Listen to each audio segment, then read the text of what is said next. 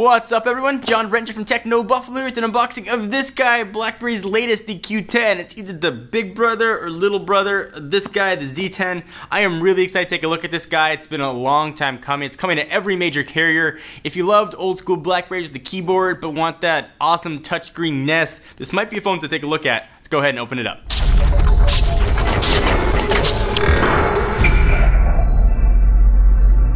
Got the box for the Blackberry Q10, the QWERTY keyboard packing Blackberry 10 rockin' smartphone from the company formerly known as RIM. Box is much smaller than its Z10 brother. It doesn't have the flash of the Z10 box, but perhaps the phone will make up for that. So nothing really fancy going on around here. This is going to be coming to all major US carriers. I believe we have the AT&T version, although I'm not entirely sure. We will take a look when we finally open this up, which I'm very excited to do.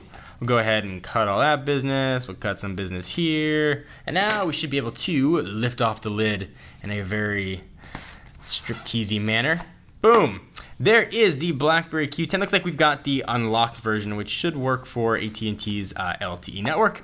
So there is that guy. Push it off the side for just a minute. We obviously, if you couldn't tell, have the black version, but also comes in a white. See what else we are going to have inside of Z-Box. I should say Q-Box now, because it's not the Z10. We've got a lightning bolt in here, which I'm guessing has just the wall wart. It does nothing overly exciting there. Inside of this, we've got stuff letting you know you got Snapdragon chips and safety warnings and all that kind of business that we're not going to read. We've got some headphones with different size earbuds and gels, which is great. And we've got a charging cord and the battery, which you're gonna need. No holster, so for all of you holster loving folks, you're gonna have to look elsewhere. Let's pull the battery out of the plastic, take a look at the size. This is actually the biggest battery that RIM has on their current generation of phones. It's actually bigger than what's found in the Z10, and it is 2100 milliamp hours. Very small, it's the NX1 we're keeping track at home. Let's take a look at the phone and let's run through all the specs of this guy, and of course we'll power it on and do all that kind of business. So the big deal here is this QWERTY keyboard. It doesn't have the same shape as the out generation keyboards, the Blackberry Bold 9900, which kind of had that curved smiley look to it. This one is more, what's on the phone there? Is a more horizontal look to it, so we'll see how that typing works. But Blackberry's done an incredible job with their fret locations and the keyboard feel. I believe the keyboard's actually a little bit larger than 9900. The key size actually changes as you go through from the outside all the way different. This one has unified and sort of larger keys, so interesting there. The screen that you are looking at here is a square screen. It's 3.1 inches. It's 720 screen, so it's very easy to remember. 720 by 720, or even I could say 720 by 720, depending on which way you want to go.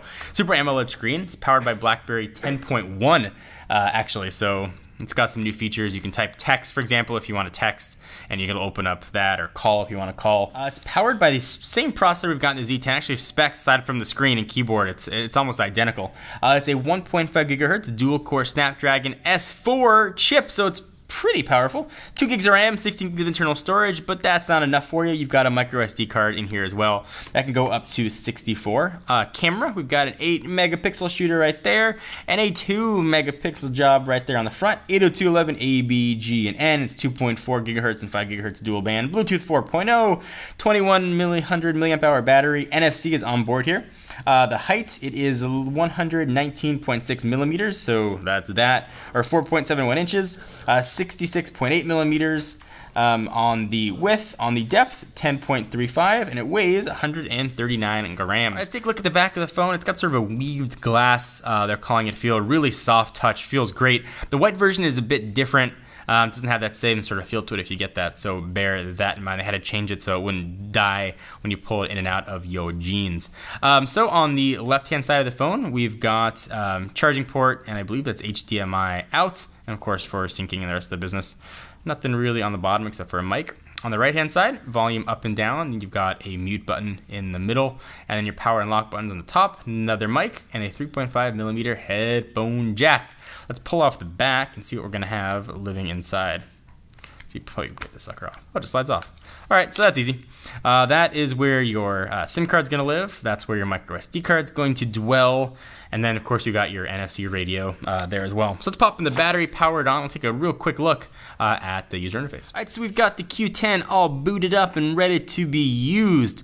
So this is Blackberry 10 through and through here. Again, just a quick refresher on what it does or doesn't does.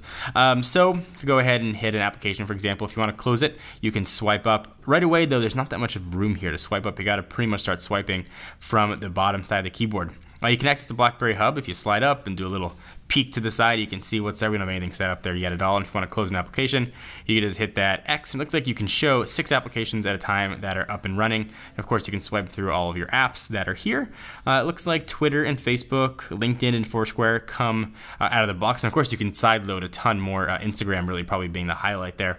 And we get access to BlackBerry's app world as well, which has now been refreshed, redone, and are ready to rock. Pulling down gives you access to notifications and all kinds of other stuff. So we'll use this guy for a week or so and see what I think, and we'll compare it, of course, to the outgoing model, or its brother rather, the Z10. You don't get that soft keyboard you can swipe up, but you get this full physical action going on here, which I'm kind of excited to use. I was a huge BlackBerry fan pre-iPhone days. I switched from BlackBerry Pearl to the original iPhone. I used several others before that, so I'm excited to try this again and see what it feels like to type on an actual keyboard. So anything you guys want to see, please leave your comments down below and give the video a thumbs up.